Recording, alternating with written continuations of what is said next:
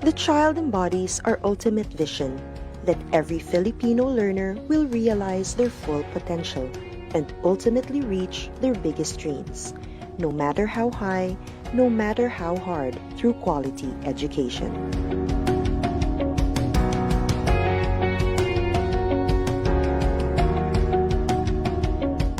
And as our learners aim to soar, we must continue to elevate our goals.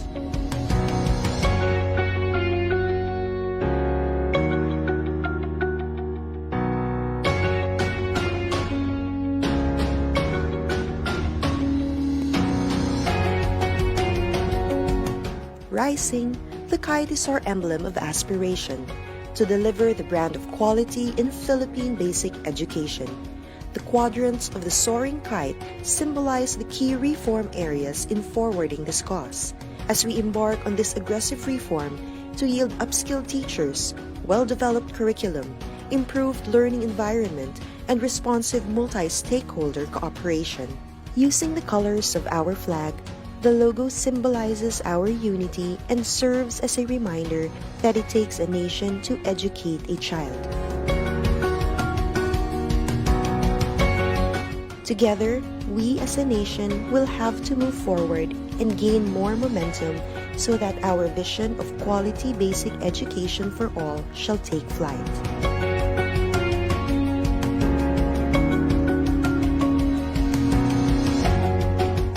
Sama-sama sa pagsulong ng edukalidad.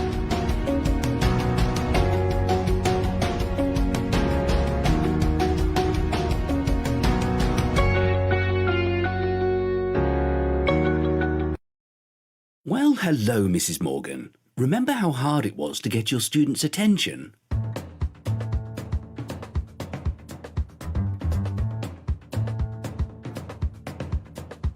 Oh, Mr. Jeski. Any explosive ideas?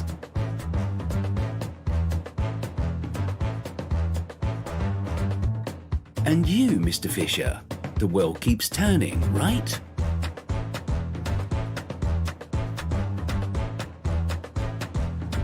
Okay, we're past all that, because now we have Microsoft Educator Center. Trainings, courses, webinars, programs, badges, points, certificates. Join now and get yourself ready for the new school year. Teach your best.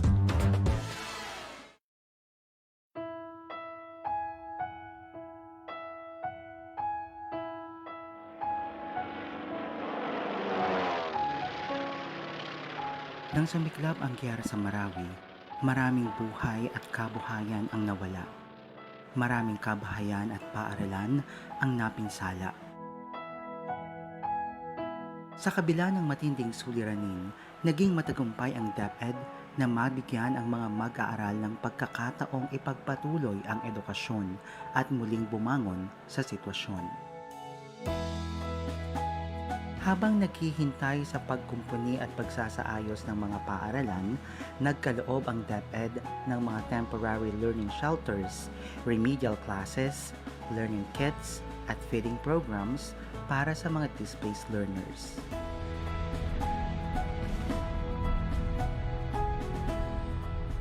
Nabigla ang lahat sa pag-alboruto ng Bulkang Taal. Libo-libong pamilya, kabilang ang mga guro at mag-aaral, ang nawalan ng tirahan at mga ari-arian. Mabilis ang naging tugon ng DepEd upang makapagpatuloy sa pag-aaral ang mga apektadong mag-aaral. Sinikap ng mga guro na turuan ang mga mag-aaral na pansamantalang tumuloy sa evacuation center.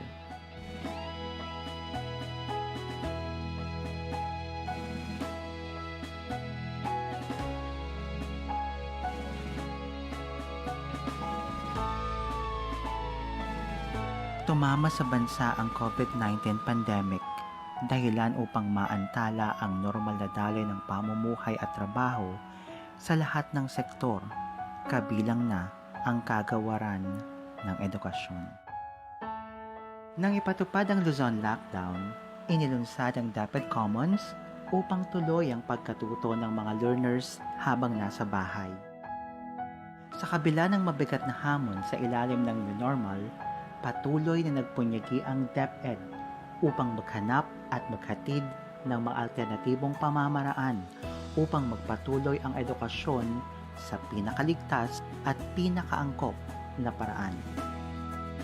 Sa ilalim ng Learning Continuity Plan, layunin ng DepEd na magpatuloy ang edukasyon nang hindi nakokompromiso ang kapakanan at kalusugan ng mga guro at mag-aaral.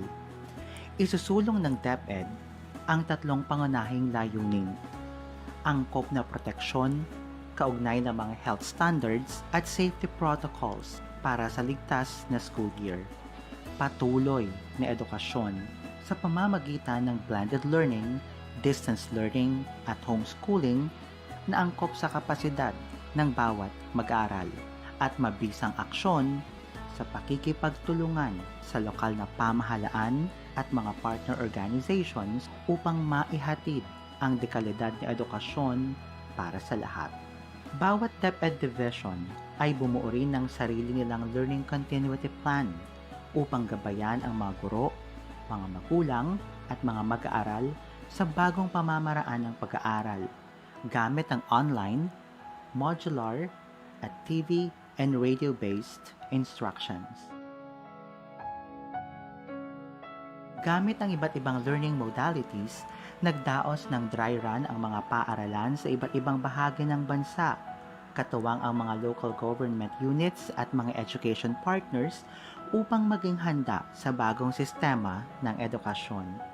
Isinagawa rin ang mga pagsasanay at oryentasyon sa mga magulang upang maging epektibong katuwang sa pag-aaral ng kanilang mga anak. Sa anumang hamon o sitwasyon, handa ang DepEd. Handang kumilos, handang tumugon, at handang magserbisyo. Ang dami ng mga pagsusubok at challenges ang naharap at napagtagumpayan ng ating Department of Education. Tuwing may pagsusubok, priority palagi natin ang ating learners at ang ating mga teachers sa tulong ng parents at saka partners at ang buong bansa. Ngayon, sa hinaharap natin itong new normal na sinasabi nila, matatag ang ating kagawaran, matatag ang DepEd dahil pinagtibay na tayo ng panahon. Kayang-kaya natin ito sa tulong ninyo.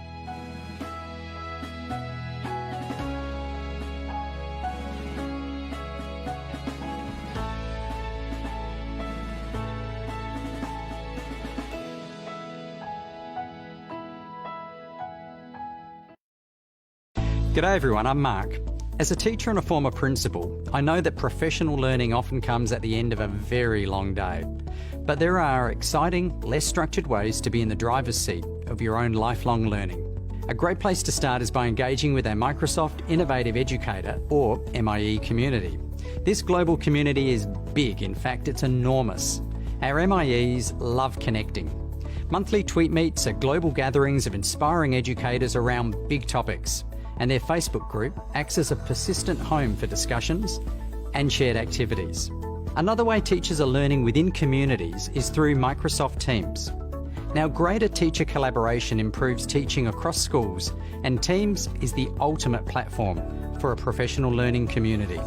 It's open-walled and socially embedded, so you can incorporate your OneNote Staff Notebook PLC and have access to all the goodness of video chat, phone, and collaboration tools. With Immersive Reader built in, it's inclusive and accessible on any device. Your learning community is just a click away. Last tip, our Microsoft Education Centre offers great ways to gain new skills with courses tailored uniquely to your needs. Make it a collaborative experience by picking a MET course to do together with your peers.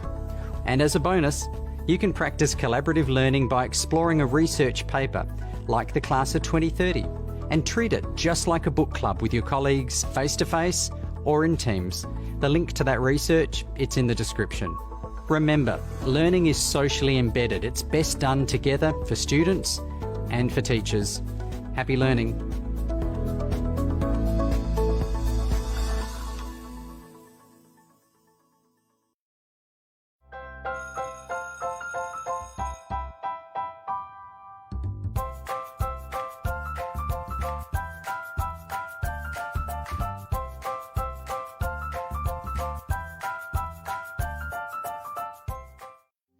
2020 brought new beginnings for the Department of Education. Ready to pivot towards attaining quality education, DepEd was hopeful of the challenges ahead of it. But as DepEd continued to work on its commitment, the world suddenly faced a steeper dilemma. Around the globe, countries like the Philippines had to shift their priorities to respond to a public health crisis brought by COVID-19. Schools had to be closed, activities had to be halted, graduation ceremonies had to be canceled, as people were urged to stay at home. A new normal dawned upon us. As soon as DepEd realized the impact of these disruptions in education, it began to proactively craft its learning continuity plan last April to ensure that learning opportunities will still be available.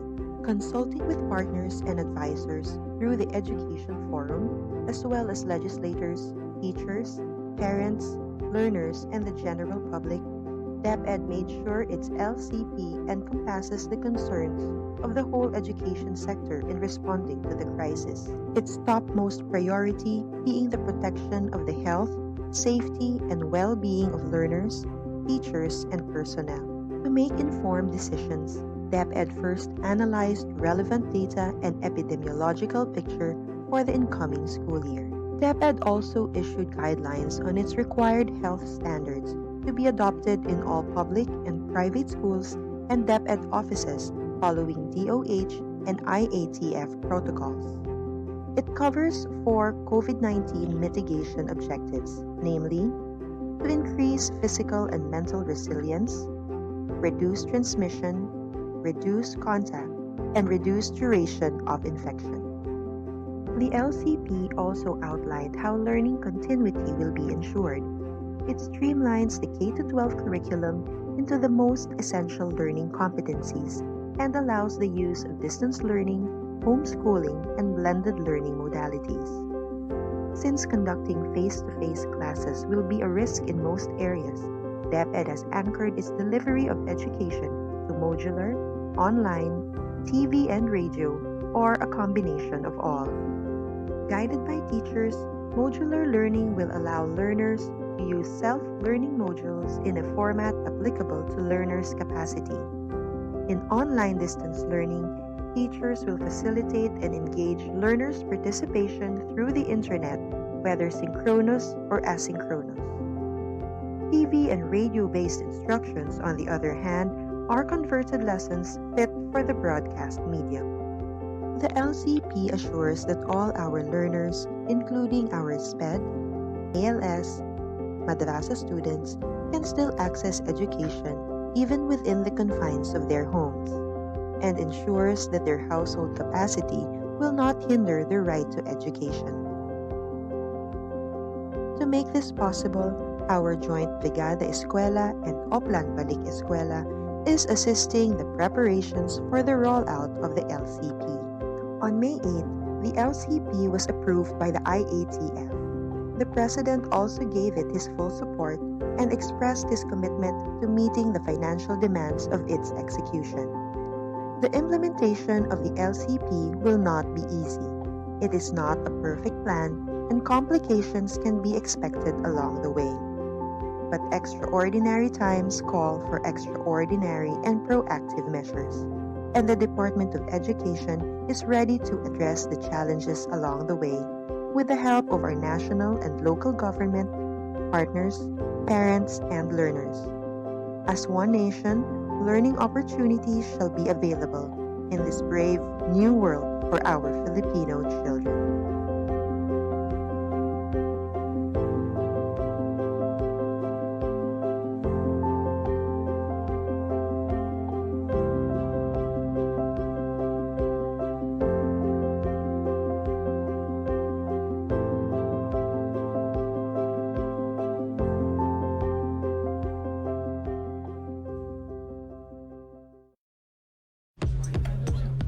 When you need the focus to be on you and not whatever that guy's doing, open Teams.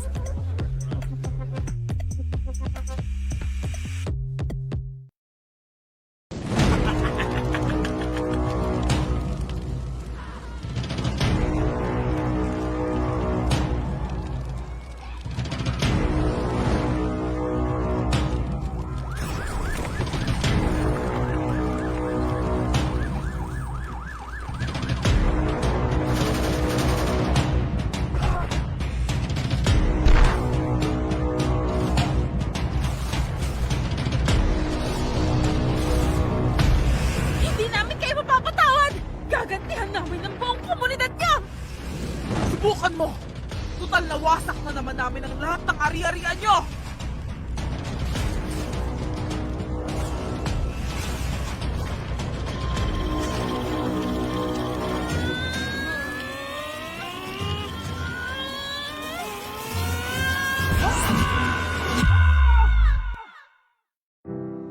Sa totoong buhay, totoo ang pinsala ng giyera.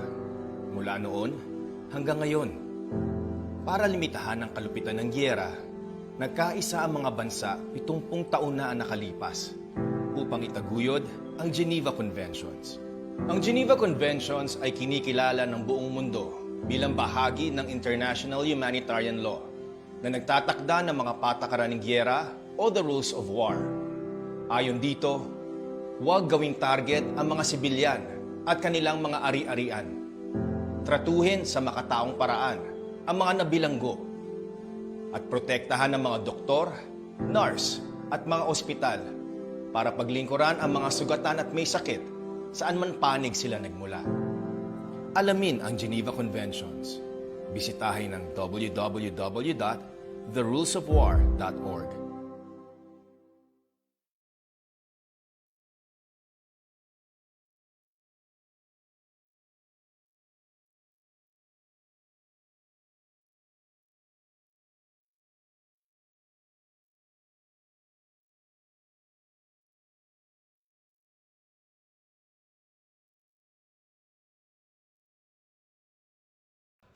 Hi guys, so I just came from a meeting and I was just told that I would be leading this fundraising concert for International Students Day. And I have to present the plan to the school board next week. Okay, I'm going to need some help. Let me create a team space and invite my dream team. Sia, she knows all about the budgeting and stuff. Ivan, he knows all the kids from the performing arts group. Aisha, she worked on getting sponsorship last year. And Sam, because he's so cute. Let me lay out all tasks in Planner and kick things off. So, I'm almost done with my event concept and inspiration board. I just need Ivan to do some final tweaks and plug in the repertoire. Budget from Sia? Check. Sponsorship plan? Check. Done! Whew! When you start using Microsoft Teams, teamwork really does become easier. So now I'm heading over to present the plan to the school board. Wish me luck!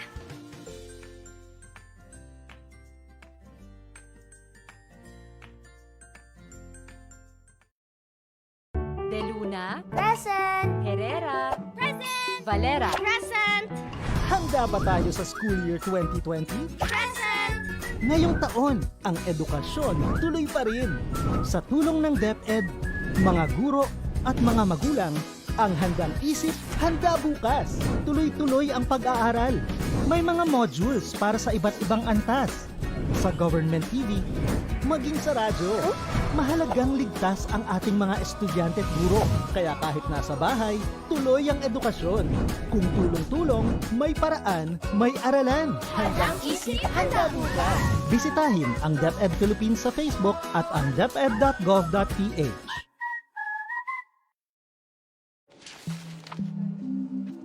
If you spend more time tracking down files than actually working on them, open Teams.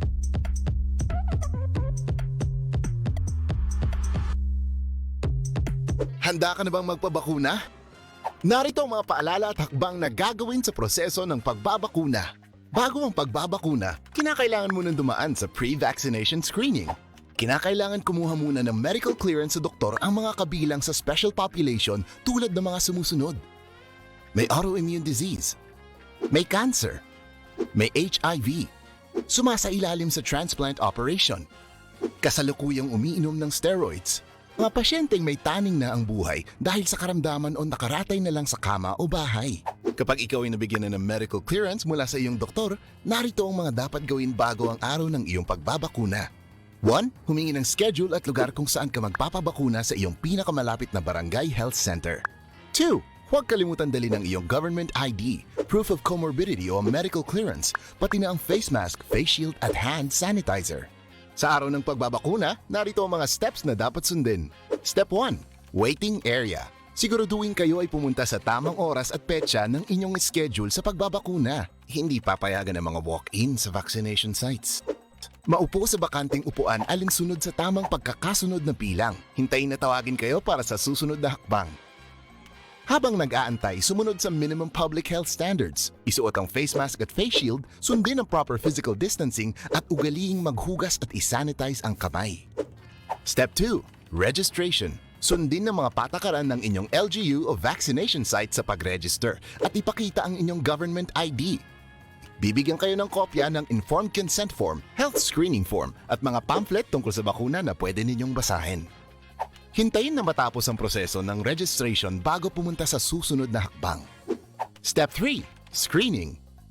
Kayo ay isa sa ilalim sa health screening at tatanungin tungkol sa inyong kalusugan tulad ng history of COVID-19 exposure, history of vaccination, mga gamot na iniinom, kung may allergies at iba pa.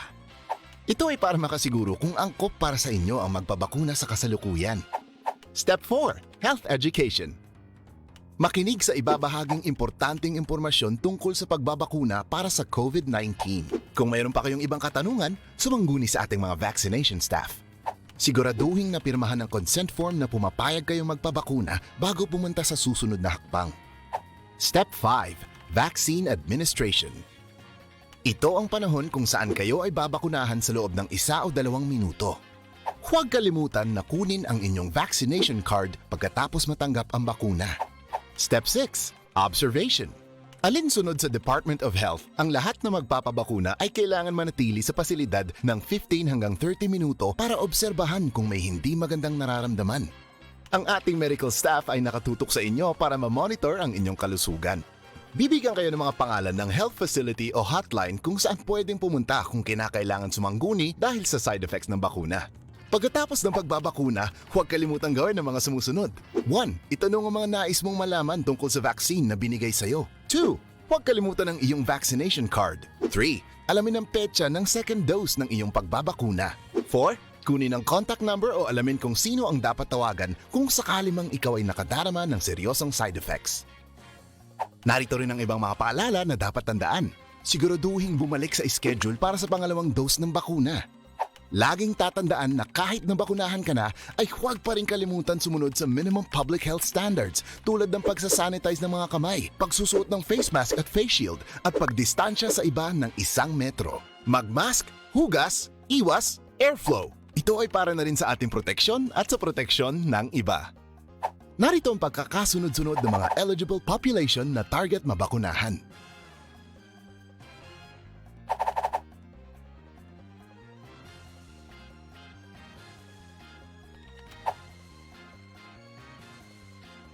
Para sa karagdagang impormasyon, bisitahin ang mga sumusunod na pages. Facebook, Official DOH Gov. Twitter, @DOHGovPH. Website, doh.gov.ph. Tara na sa Bida Vaccination!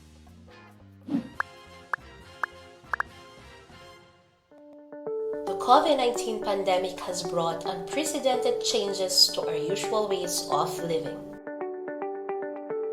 But the Department of Education remains unfazed by these challenges to fulfill the mission of Sulong Edukalidad, the rallying call for national effort to deliver quality basic education to all Filipinos, which involve aggressive reforms in the 4 key areas: the K-12 curriculum review and update, improving the learning environment, teachers upskilling and reskilling, engagement of stakeholders for support and collaboration to move forward together as we prepare the education system for the future.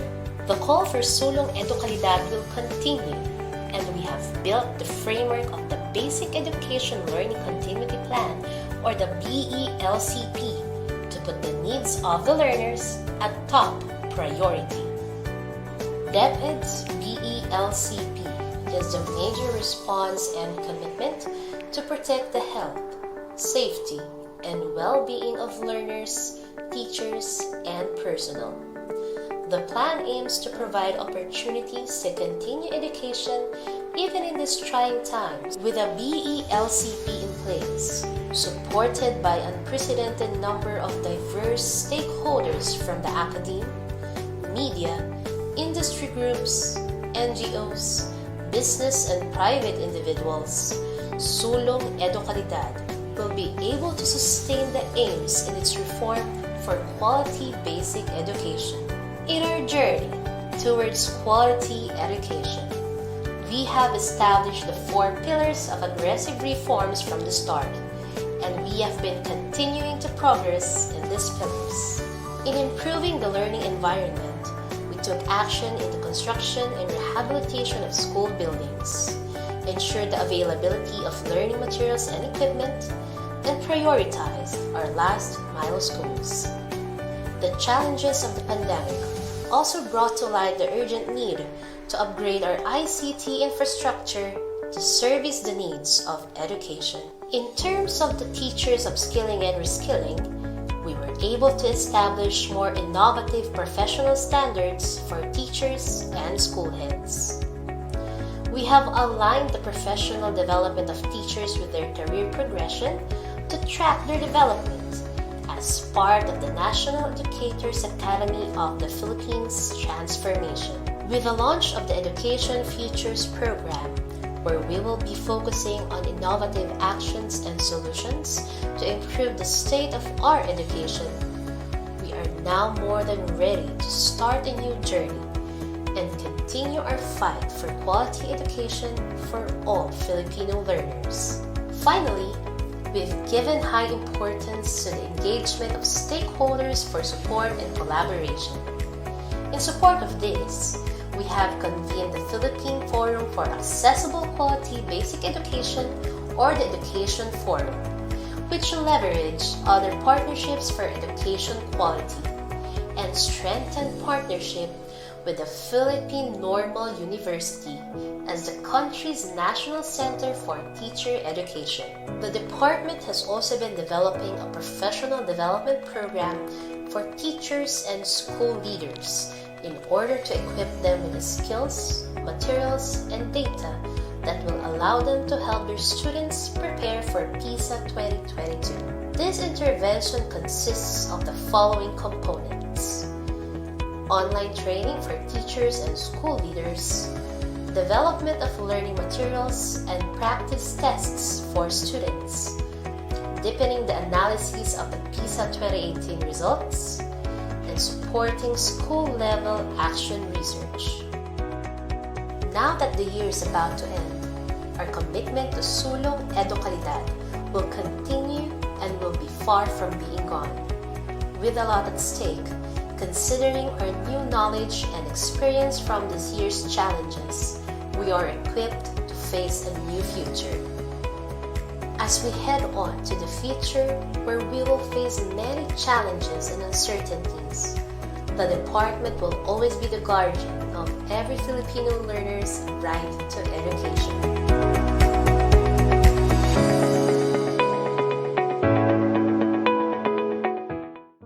Sino ba ang hindi naapektuhan? Sino ba ang hindi nag-alala? Sino ba ang hindi nalito? Lahat tayo ay naapektuhan. Lahat tayo ay nag-aalala. Lahat tayo ay nalito. Dahil binago ng pandemyang dulot ng COVID-19 ang paraan ng pamumuhay ng lahat ng mga Pilipino saan mang sektor ka nabibilang. Tumigil ang panandalian ang ating mga nakagawian. Tumigil ang lahat ng uri ng transaksyon. Tumigil ang lahat ng operasyon ng mga paaralan. Nakalilito. Nakakaba. Paano na ang kinabukasan ng mga kabataan? Paano na tayo sa hinaharap?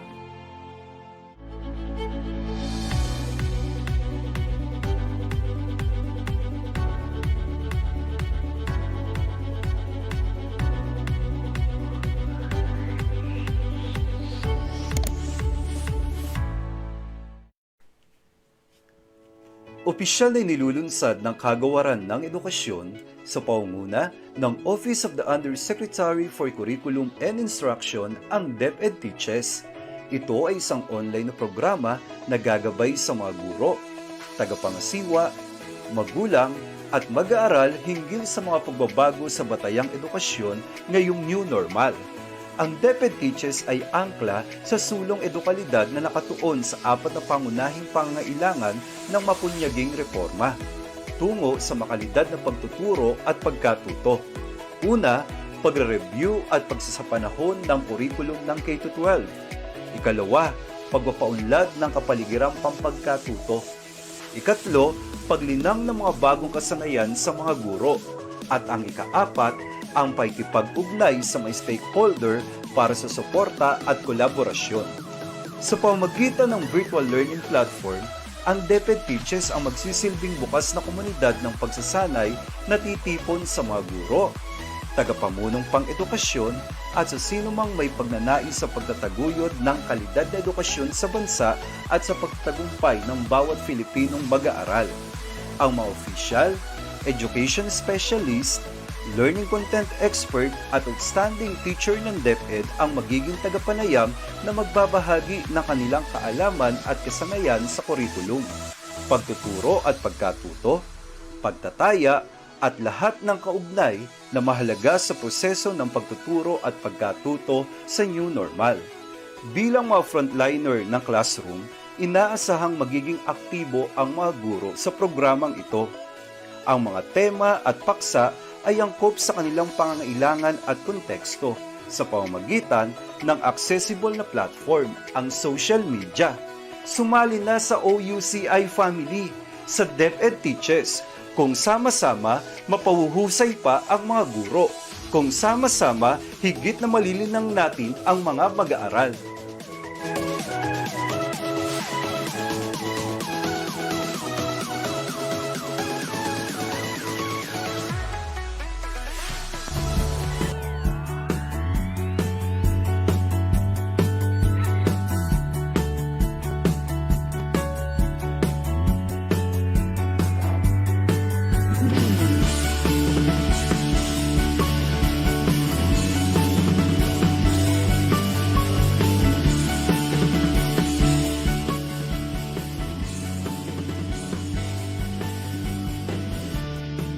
Good afternoon, everyone. Happy rainy day.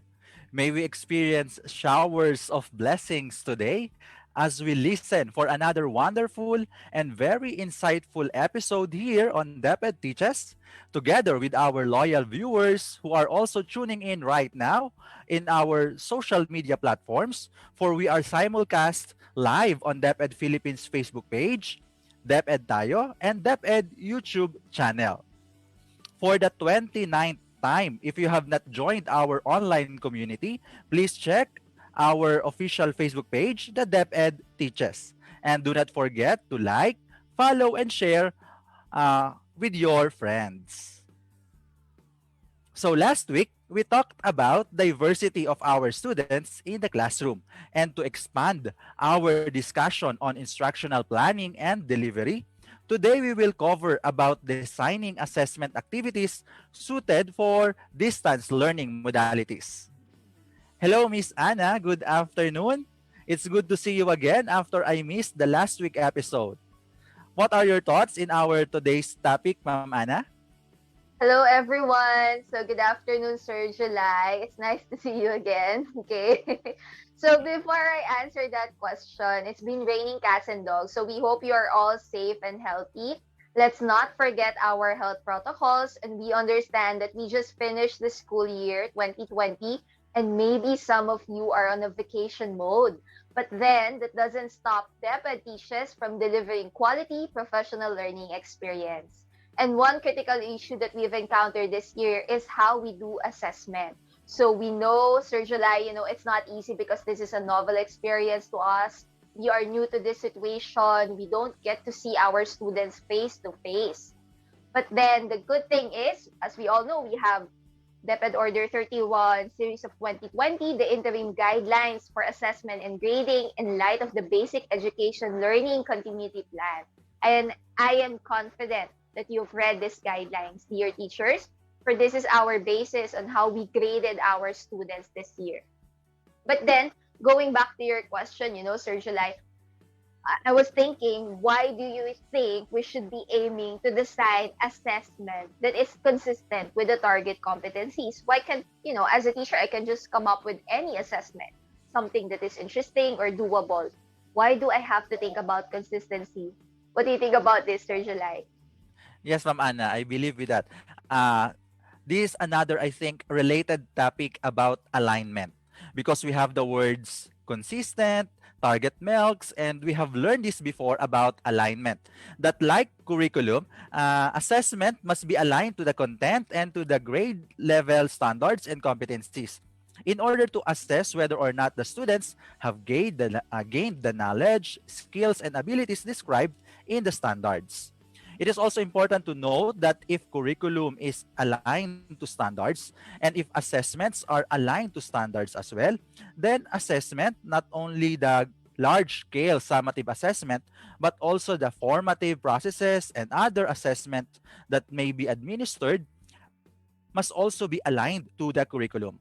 How I visualize it in my mind is that everything, the curriculum, the instruction, and the assessments are all moving towards in the same direction.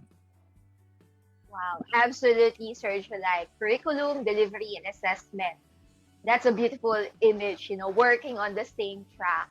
So that's the goal. We know there are a variety of assessments that we can design or we can choose from. And we even have the classroom assessment resource book or CARB enclosed in DO31 that we find very useful, not just providing us a number of assessment tools, but even tips, strategies, and guidelines on how to design assessment across all learning areas. But then the more important question is, how do we ensure, just like what you said, there is an alignment between assessment and our competencies or standards? So this is another discussion that we must get enlightened. And today, we are blessed that we will be joined again by an excellent speaker who once gave us a presentation in our previous episode about pedagogical approaches. For sure, you still remember her. We are very excited to listen to her talk about designing assessment activities consistent with target competencies for distance learning modalities. But before we dive deep into our topic, Ma'am Ana, let's have another activity to stimulate our interest about testing and learning. So we will play the same vocabulary activity that we previously had in our previous episodes. So you must guess, our viewers, you must guess the missing word to complete the idiomatic expression. All the idioms are related to testing and learning. So we give 30 seconds for each of the given 4 items for you to guess the correct word. All right, so just to reiterate, so we have 4 statements like idioms, like what you said that we must complete or you must complete. So just key in your answer in the comment section. So in this activity, we only need 1 word for each question. I hope the direction is clear. Again, we invite everyone to play this vocabulary game with us, which is related in today's episode, assessment and learning. Okay, so let's begin. Can we show now question number 1? Okay, so let me read. Complete the following statement. The teacher reviewing the module content sat at her desk in a blank study, carefully planning how to design her summative assessment. Okay, so think of a word to complete this idiomatic expression. Okay, 30 seconds begin now.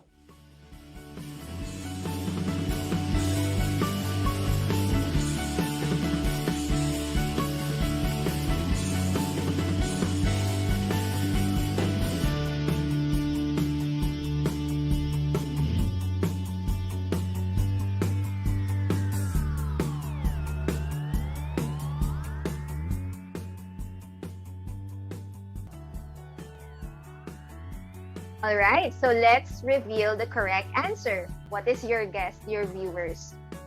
Okay, so the correct answer is brown study. Okay, So when you see brown study, it means a state of deep contemplation or rumination, like a daydream or meditation. Originally, it meant melancholic, gloomy mood, just like sometimes during rainy season, we feel that way. But later on, this meaning has evolved and changed, and it's now largely associated to deep thinking or contemplation. So the teacher sat in a desk in a brown study mode. Okay?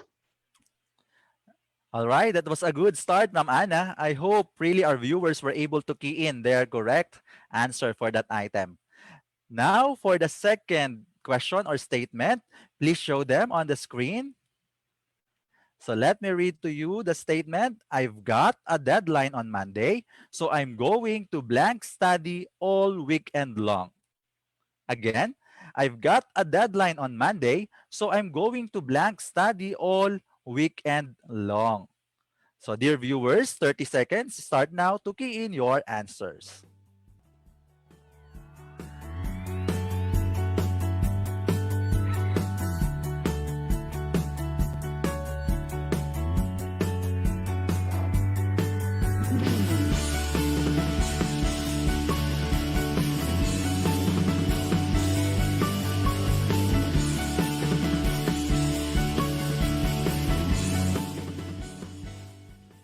All right, let us reveal the answer now. So the correct idiom for this is power study. So I've got a deadline on Monday, so I'm going to power study all weekend long. So power study means to study something very intensely, especially within a short period of time. So this happens oftentimes because we sometimes cram, but the quality of our study should not downgrade. So power study seem a good way to prepare. Right. So that's a good expression, power study. Okay, so I love that. Okay, so now let's proceed for the third item. Please show the question now. Okay, so let me read it to you. Some spend time idly for the first 2 quarters, but they turn into real study blank once they realize they are close to flunking out. Okay, so what do you think is the correct word to complete this statement? There's a clue on the screen, okay, the picture. Okay, so timer starts now.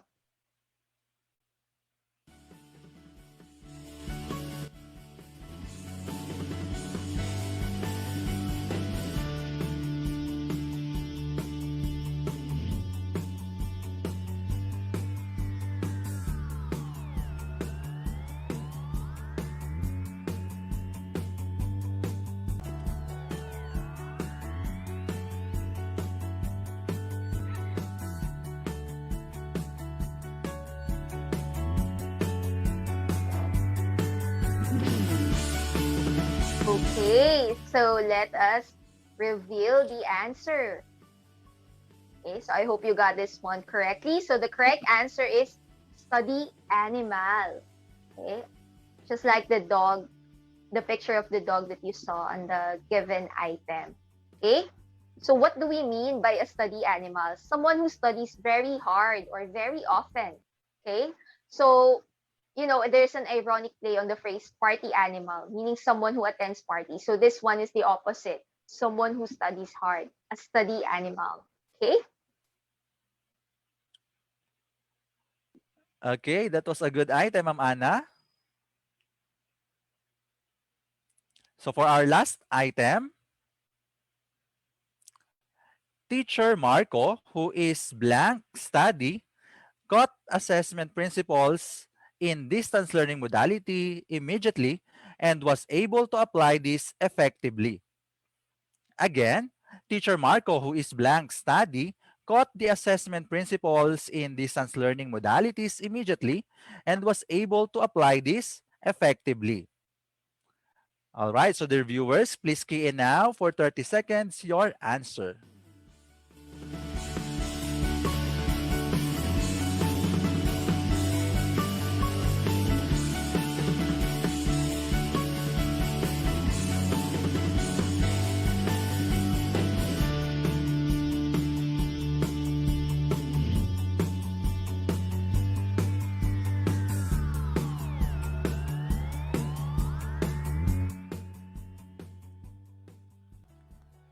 Okay, so let's try now to reveal the answer.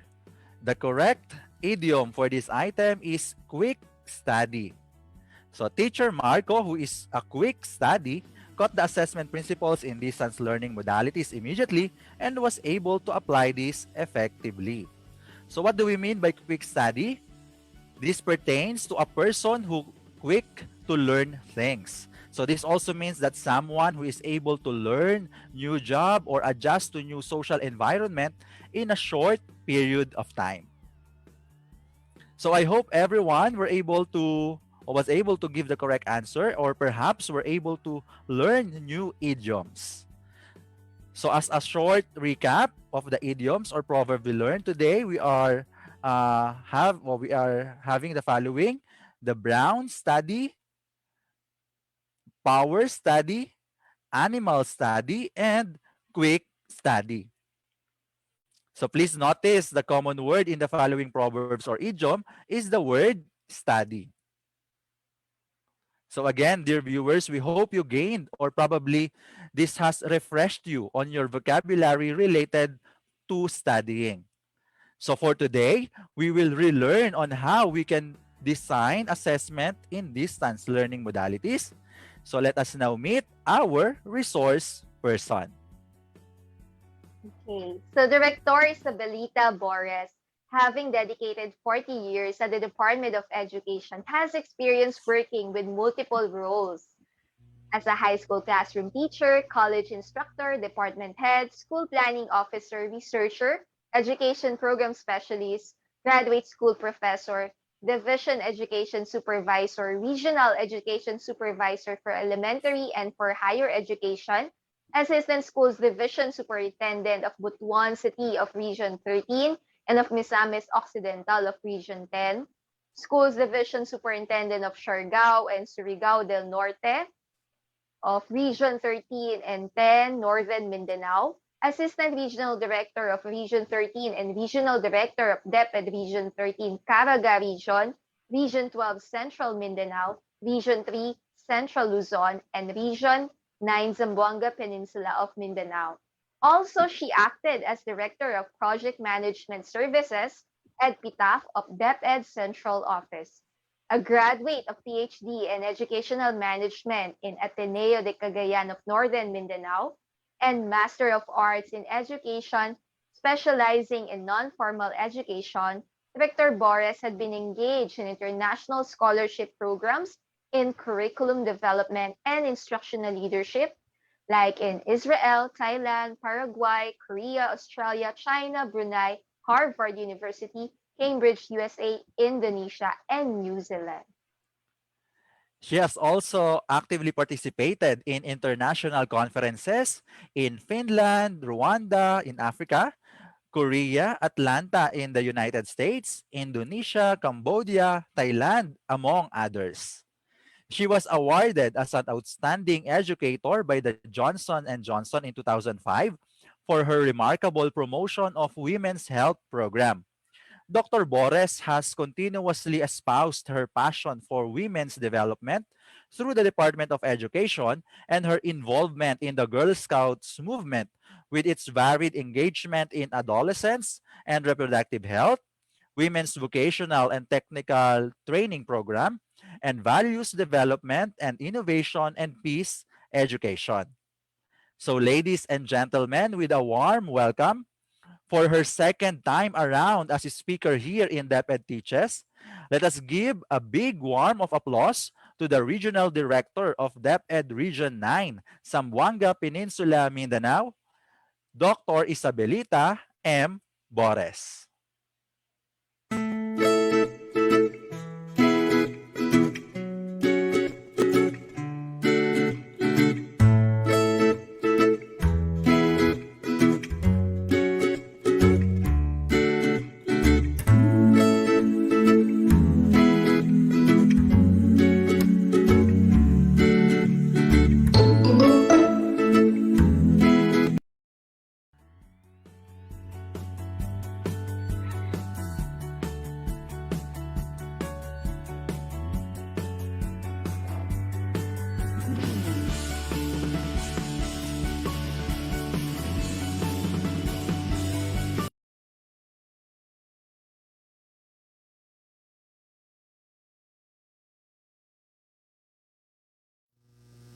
Good afternoon, everyone. Buenas tardes a todos.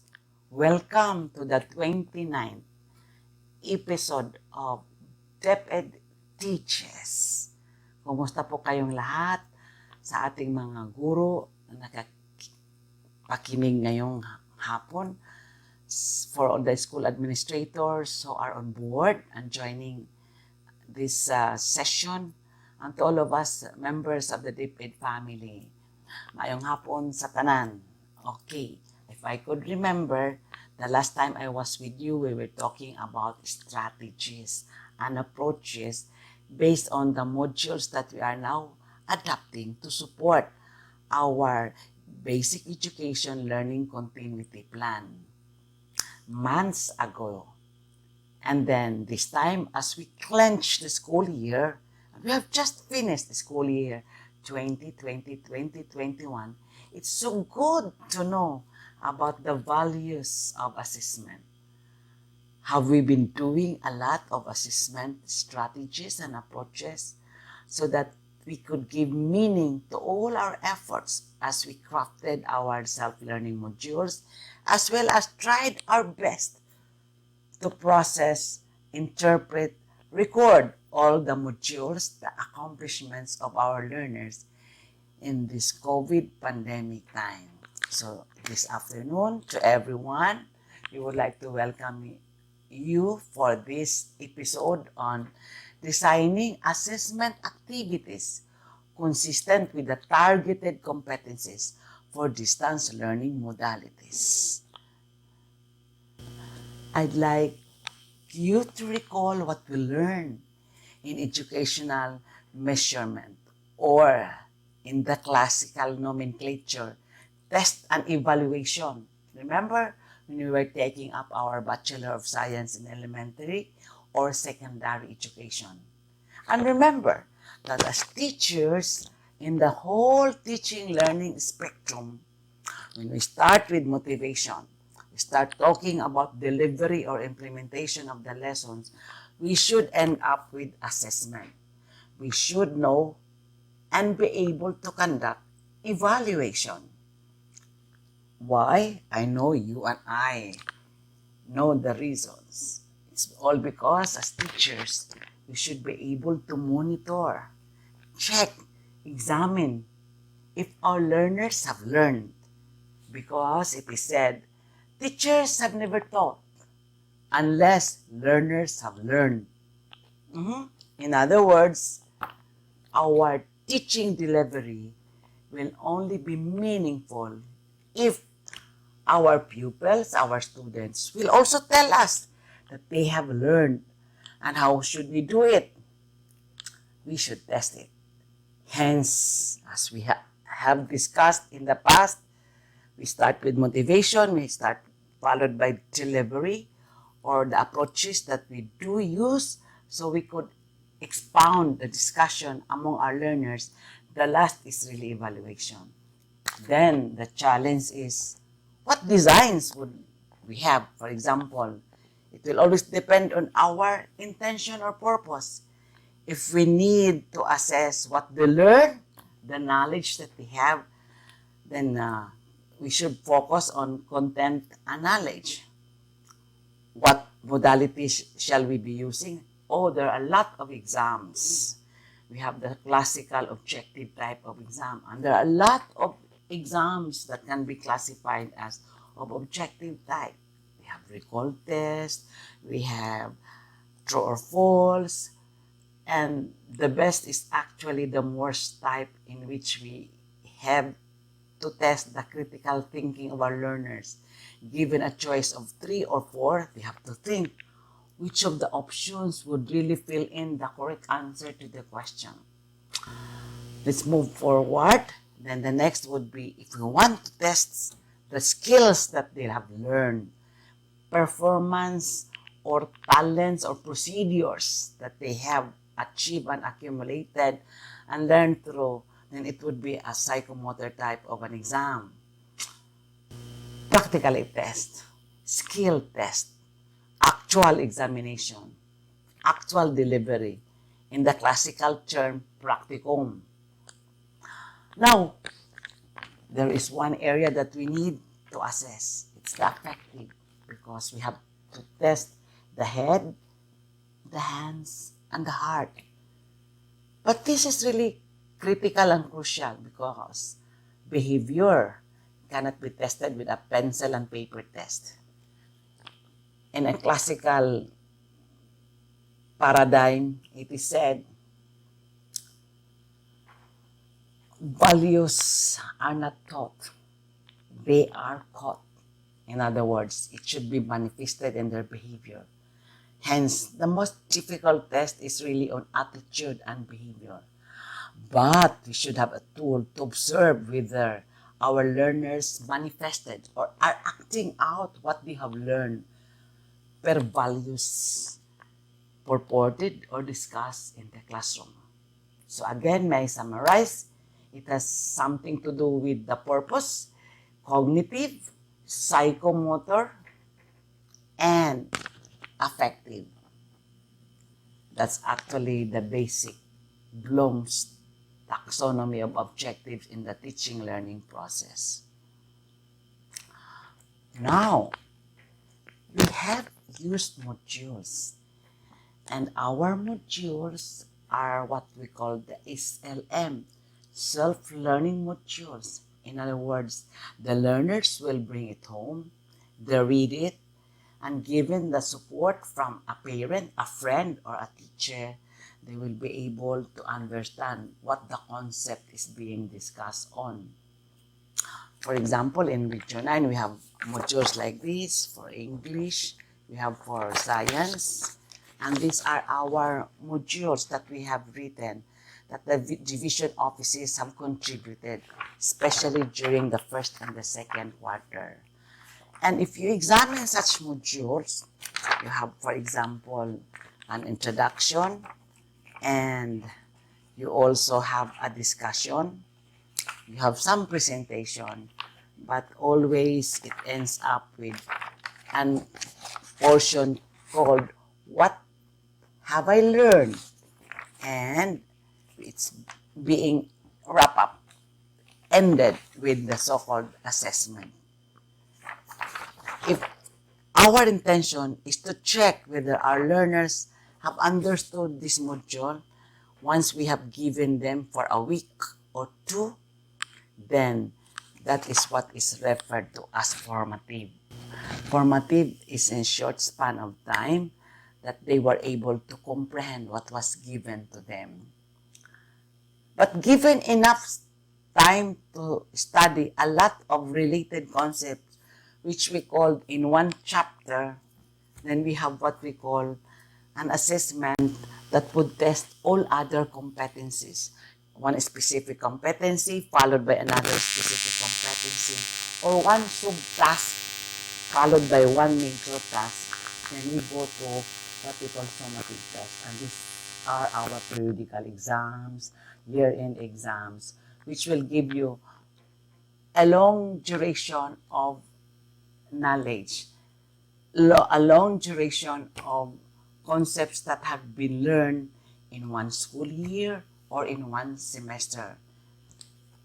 Seemingly, the practice that we do have is an examination will always give us the correct rating to judge and determine whether the learners pass or fail in the exam.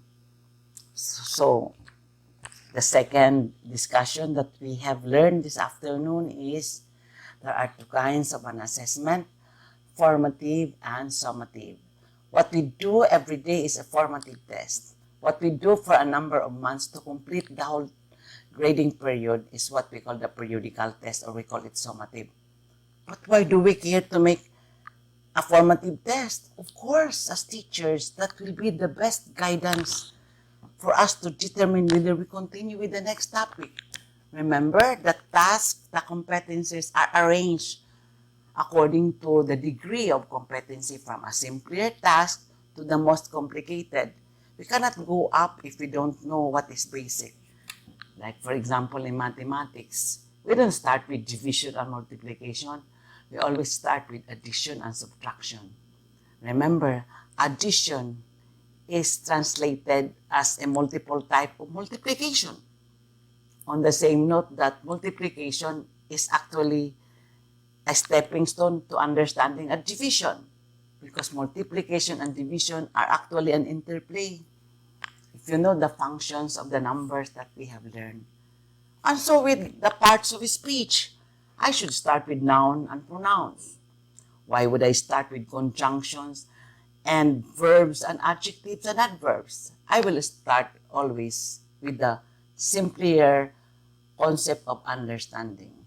And I think we are following the basic educational psychological principles that learning is always from a simple task to a more complicated task. On the same note, that assessment should also always be patterned on that, from a simpler skills to a more complicated skills. Okay, and so in this pandemic time, what do we have? Actually, we have an assessment at the back of each module. And when we deliver this, and it's being returned to us, then we actually are accomplishing a tool needed for a formative evaluation. We have self-learning modules for all subject areas per grade level. Thus, we have for quarter 1, quarter 2, 3, and 4. And we have for 8 subject areas. Thus, in Region 9, as I'd like to quote a very practical example, we do issue 1 module per quarter for a week. And so, for 1 subject area, there will be 8 learning modules for 1 grade level for a particular subject area. For example, to cite that, if I'm a grade 2 pupil, I have 6. Or if I am a grade 5 or grade 6 learner, I have 8. So this week, I will have 8 modules, and each module speak of 1 competency. But there are cases when we are given so many modules intended for 1 week. So it will always depend on the availability. But basically, the ideal setup, given this pandemic time, and we're talking about designing assessment, we should design it according to, number 1, time. Number 2, space. Just how far and how wide would be the availability of our learners studying the module. That's why considering health protocols, considering COVID pandemic time, and the limited resources that we have, we never have given more than 10 modules in a week because we know of the many mental stresses and disturbances affecting our children given the not so normal conditions of our times. So if we set already the design that if there is 1 competency per grade level, per subject area, considering 8 subject areas, you already have a definite design. But if you would like to have 2 modules with 2 competencies for 1 learning area in 1 week, so be it. Therefore, in 1 week, you will be delivering 16 modules to your learners with a design that 2 competencies will be tested in a week. In other words, the design of the assessment will depend on the intention of the motivation or the purpose of the modules given for that week. I'd like to believe that that should be the underlying philosophy governing the designs of the assessment. And that design will depend on the competencies. And of course, what will be the competency? We have as a basis, a standard basis, we have our own MELC, the most essential learning competencies. Incidentally, in Region 9, we went through a lot of MELC analysis, finding out how many competencies per grading period, per subject area, per grade level.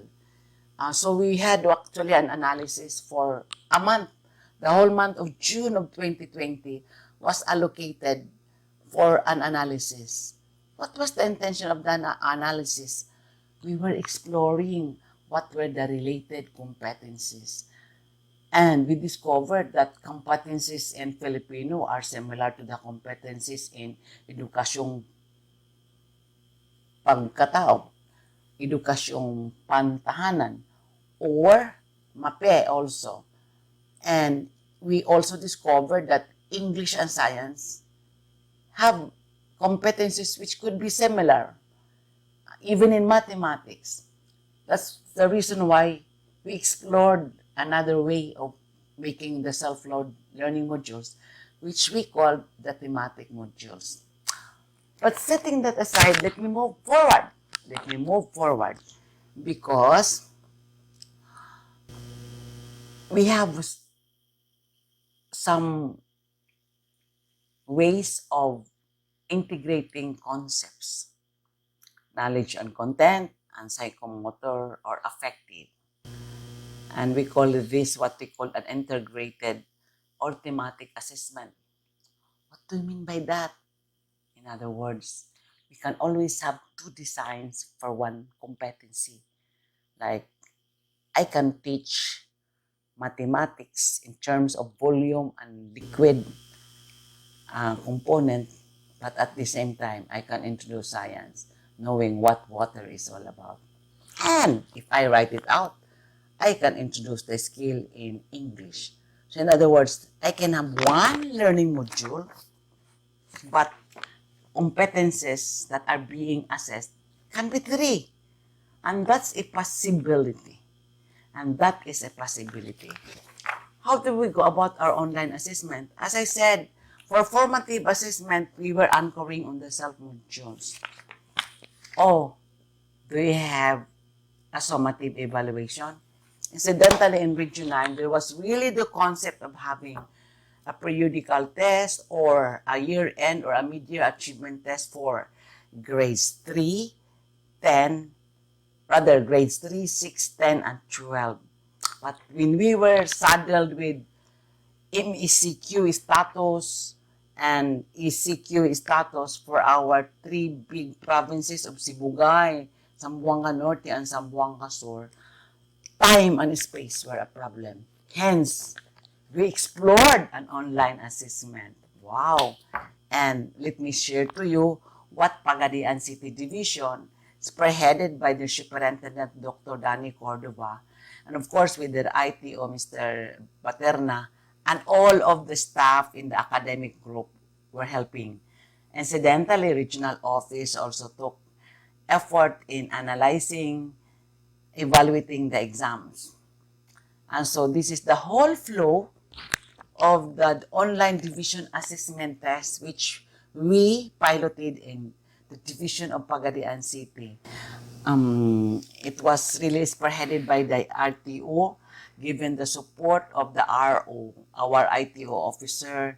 For example, Mr. Antonio Liagas also helped all the division ITOs to formulate such. In other words, we suspended the regional achievement test because of the warning and compliance of the health protocols considering our COVID assessment status.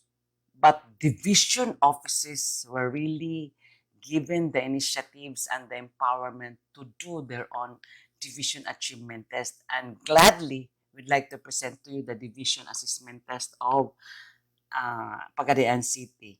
And we have what we call a manual that was being used, and they use Microsoft Teams, but with an self-exam browser with an innovative approach by utilizing a manual for that from the pre-test, starting with the registration to the post-test. So there was actually a series of activities in terms of planning before examination, then the conduct of the test, and the post-examination. We can provide you the link for the discussion on this, the whole procedure of the online division assessment test of Division of Pagadian City. Okay. The Division of Pagadian City conducted this online division achievement test last June 18. And you know, the results are very interesting. You can see on screen the results of the exam, and we discovered that our learners enjoy our modules in other subject areas like Filipino, Araling Panlipunan, MAPE, English, but they got low score in science. In science, which will tell us now, and this is the purpose of an assessment. If we now design the next set of modules for school year 2021-2022, then we will have a different approach for science because children need more discussions, deeper analysis of the concepts in science. And that's how significant assessment is.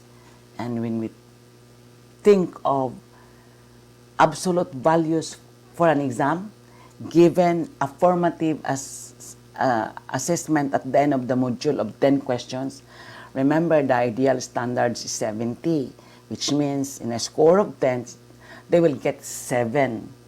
And if they are not getting a consistent score of 7, then that's a good time to reflect that we should do a lot of changes in terms of the delivery, even in terms of the content of our modules.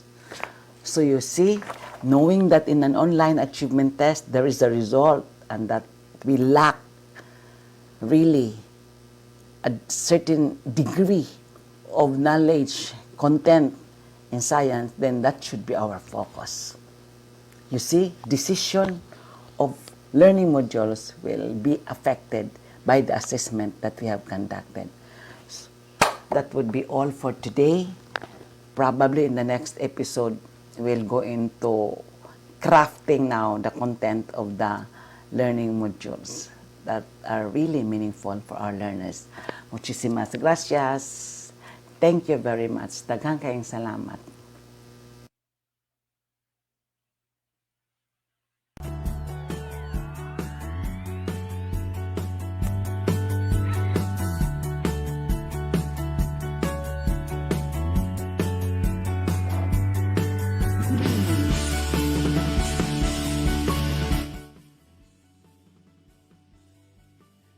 So thank you so much, Director Borres, for a very comprehensive and clear presentation on how we make connection of instructional design in the module and assessment, the types of assessment, and the integrative thematic performance task between and among the learning areas.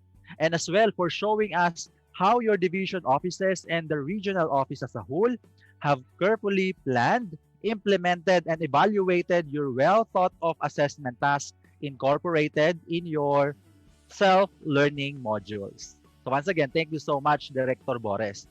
Also, we would like to take this opportunity to bid our congratulations to Director Borres for your retirement. We wish you all the best as you enter to this next phase of your life. May you fully enjoy the very best that life has to offer after years of unselfish and dedicated service for the Department of Education. So happy retirement, Director Borres. Now, just keep on sharing your insights and thoughts here in DepEd Teaches comment section. And also post it in your social media accounts like your own Facebook personal page and Twitter account. Don't forget to use the hashtag I support DepEd Teaches, and hashtag DepEd Teaches episode 29.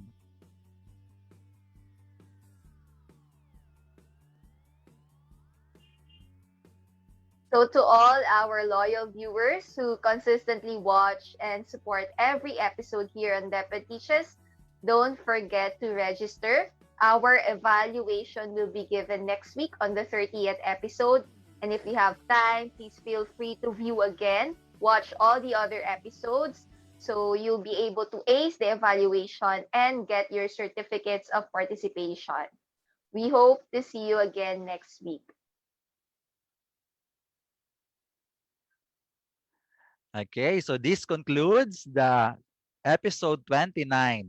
On behalf of the curriculum and instruction strand, let us all commit ourselves in developing quality assessment for the success of our learners. And here on DepEd Teaches, we extend our help through delivering quality and relevant content to you, our dear teachers. For our mission is empowering teachers, enabling learners.